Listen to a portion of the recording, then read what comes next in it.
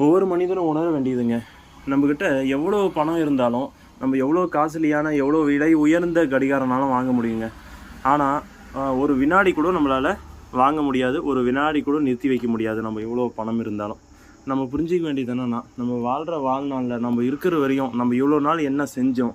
இனிமே நம்ம என்ன செய்ய போறோம்? நம்ம இன்னும் எவ்வளோ நாள் வாழப் போறோம்? நம்ம வயது இப்போ எவ்வளோ? இன்னும் எவ்வளோ நாள் நம்ம வாழ்நாள்ல என்னென்ன நம்ம சேர்த்து வைக்க போறோம்? என்ன பெயரை விட்டு போறோம்? எல்லாம் சிந்திக்கணுங்க. நம்ம இருக்கிற வரையும் யாருக்கும் பார்த்திங்கன்னா தீமை நினைக்காம எல்லோரும் நல்லா இருக்கணும், நல்லா தெரிஞ்சு தப்பு செய்கிறவங்க கூட தெரிஞ்சு நல்லா இருக்கணும், தவறு யாரும் செய்யக்கூடாது, யார் மேலும் பொறாமப்படக்கூடாது. நம்ம வாழ்க்கையை நிம்மதியாக வாழ்ந்துட்டு போகணும். நம்மளும் நல்லா இருக்கணும், நம்மளை சுற்றி இருக்கணும் நல்லா இருக்கணும்னு ஒவ்வொருத்தரும் சிந்திக்கணுங்க.